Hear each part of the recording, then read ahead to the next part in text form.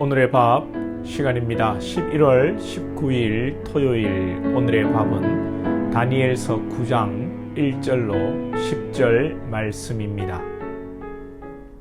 메대 족속 아하수에로의 아들 다리오가 갈대아 나라 왕으로 세움을 받던 첫해, 곧 그 통치 원년에 나 다니엘이 책을 통해 여호와께서 말씀으로 선지자 예레미야에게 알려주신 그 연수를 깨달았나니 곧 예루살렘의 황폐함이 70년 만에 그치리라 하신 것이니라. 내가 금식하며 베옷을 입고 죄를 덮어쓰고 주 하나님께 기도하며 간구하기를 결심하고 내 하나님 여호와께 기도하며 자복하여 이르기를, 크시고 두려워할 주 하나님, 주를 사랑하고 주의 계명을 지키는 자를 위하여 언약을 지키시고 그에게 인자를 베푸시는 이시여, 우리는 이미 범죄하여 패역하며 행악하며 반역하여 주의 법도와 규례를 떠나 싸우며 우리가 또 주의 종 선지자들이 주의 이름으로 우리의 왕들과 우리의 고관과 조상들과 온 국민에게 말씀한 것을 듣지 아니하였나이다. 주여, 공의는 주께로 돌아가고 수치는 우리 얼굴로 돌아옴이 오늘과 같아서 유다 사람들과 예루살렘 거민들과 이스라엘이 가까운 곳에 있는 자들이나 먼 곳에 있는 자들이 다 주께서 쫓아내신 각국에서 수치를 당하였사오니 이는 그들이 주께 죄를 범하였음이니이다.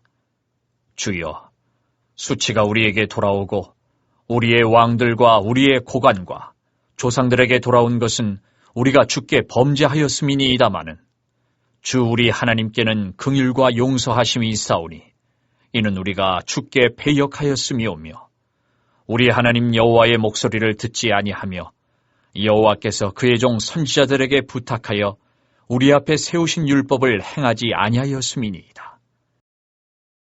오늘 다니엘은 예레미야의 글, 즉 하나님의 구약의 말씀을 읽다가 놀라운 사실을 발견하게 됩니다. 하나님께서 예루살렘의 황폐함이 70년 만에 그치게 하신다는 것입니다.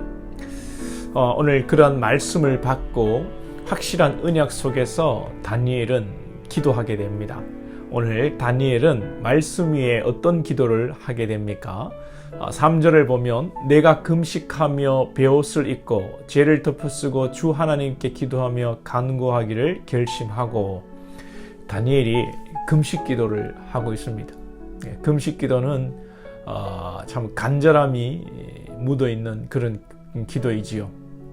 꼭 굶어가며 기도해야 하나, 어느 기도원 입구에는 배불리 먹고 힘차게 부르짖자는 구도 있습니다만 이것도 좋지요. 성경에 금식 기도는 있어도 배불리 먹고 힘차게 기도하자는 말은 없습니다. 금식 기도가 필요합니다. 배부르고 등 따시면 자빠져 잡니다. 졸음이 옵니다. 금식하며 추운 골방에서 기도하는 것이 참 유익하죠. 금식하며 기도하는 것이 얼마나 여러분 힘듭니까? 기도해보지 않은 사람은 힘들다고 합니다. 그러나 하나님이 함께 하시는 금식기도, 성령이 도우시는 금식기도 평안과 힘이 넘치는 줄로 믿습니다. 참 이 직장 생활 하시면서 또 가정 살림 또 열심히 하시면서 요리하시면서 금식기도 하기란 쉽지가 않습니다. 여러분 평소 때 절제하시고 여유가 있으실 때, 시간이 있을 때 또 금식 기도를 하는 것이 참 유익하다, 그런 생각이 듭니다. 기도의 강도를 높이시고 금식 기도에 도전하시고 더 깊은 은혜를 사모하시기를 원합니다. 금식 기도는 민족적으로 특별한 경우에, 급한 일이 있는 경우에 성경에서 많이 했습니다. 다니엘은 자신의 일이 아니라 민족의 일을 두고 금식하며 하나님의 나라를 위해 기도하고 있습니다. 그리고 다니엘은 민족을 위해, 민족을 대신하여 회개의 기도를 하고 있습니다. 5절을 보시면 우리는 이미 범죄하여 패역하며 행악하며 반역하여 주의 법도와 규례를 떠나사오며, 이 다니엘은 바벨론과 메데바사의 고위 관료입니다. 그 무엇으로도 불편함이 없는 사람입니다. 이 사람이 이스라엘의 죄를 대신하여 회개하며 하나님 앞에 기도합니다. 다니엘이 괜히 다니엘이 아닙니다. 민족을 위해 자신의 안위를 돌아보지 않고 자신의 죄인 양 베옷을 입고 죄를 뒤집어 쓰고 자기의 죄인 양 눈물의 고백을 하고 있는 것입니다. 마치 모세를 향해 신약이 주석하기를 바로의 공주의 아들이라 칭함받기를 거절하고 히브리서 11장에 보면 도리어 하나님의 백성과 함께 고난 받기를 잠시 죄악의 낙을 누리는 것보다 더 좋아하고, 이와 같이 다니엘은 자기의 영광을 포기하고 민족을 위해 희생하며 기도하고 있는 것이죠. 이것이 바른 신앙이고 예수님을 닮은, 주님을 닮은 모습입니다. 오늘 이 시대를 바라보고 우리나라를, 조국을 생각하고 조국의 교회들을 생각하며 저와 여러분이 이 민족의 죄악을, 참 한국교회의 타락을, 내 자녀들의 죄악을, 내 자녀의 그 신앙 없음을, 내 죄인 양 내가 범죄하여 큰 형벌을 받아 죽을 것 같은 그런 심정으로 기도할 수 있기를 원합니다. 기도에 우리가 그릇을 키워야 합니다. 내 건강, 내 사업의 성공, 내 자녀, 이렇게 여러분 내 것만 기도하는 것이 아니라 여러분 기도의 지경을 넓혀 나가야 되는 것입니다. 다니엘의 기도는 그리고 하나님과의 인격적인 이 관계 속에서 나오는 기도입니다. 사실 다니엘은 기도하기 전에 예레미야서 말씀을 통해 이스라엘이 70년의 포로 기간이 차면 이 포로에서 회복될 것을 말씀을 통해 알았습니다. 그리고 다니엘은 하나님의 말씀이 영원하다는 것, 변개치 않는다는 것 압니다. 그럼에도 불구하고 마치 이스라엘의 죄를 회개하지 않으면 포로에서 돌아오지 못할 것처럼 깊이 간절하게 전심으로 진심을 다해 기도하고 있습니다. 사실 다니엘이 기도를 하든지 안 하든지 하나님의 말씀은 정말 정확무오하며 틀림이 없기에 이스라엘이 포로 귀환하는 것을 자명합니다. 다니엘도 그걸 압니다. 그럼에도 다니엘이 기도한 것은 하나님 앞에서 선고해서 이스라엘의 죄악이 이제 깨달아질 때 참 하나님이 얼마나 아프실까, 그런 심정으로 다니엘은 기도하고 있는 것입니다. 여러분, 이게 참 신앙의 신비예요. 우리가 하나님의 주권이 있고 하나님의 섭리가 다 있지만 우리는 마치 그것이 기도를 통해 이루어지는 것처럼 기도하는 거죠.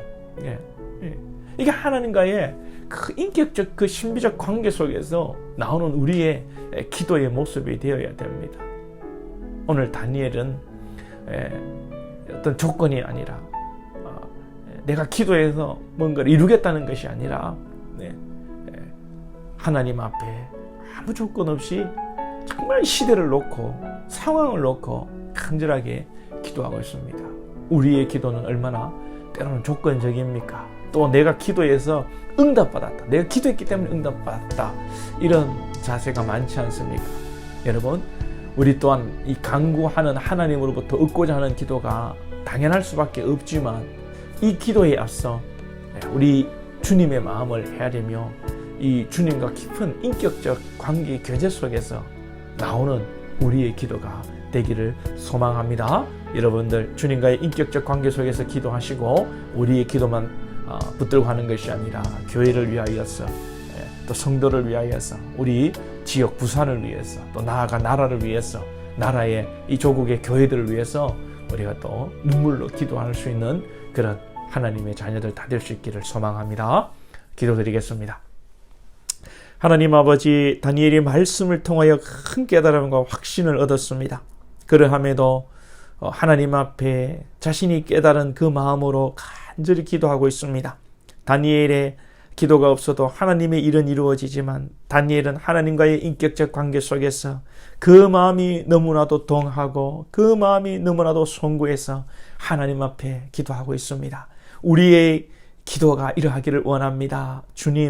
주님과의 관계 속에서, 인격적인 관계 속에서 참 이 귀한 기도가 되게 하시고 또한 우리의 기도의 지경이 넓혀지기를 원합니다. 우리의 가족, 내 삶만을 위해서 기도하는 것이 아니라 교회를 위하여서, 성도를 위하여서, 우리의 지역사회 부산을 위해서, 우리나라를 위해서 우리의 기도의 지경이 넓혀지게 하시고 하나님의 큰 기도의 도구들로 쓰임받는 우리 모든 권속들 되게 하여 주옵소서.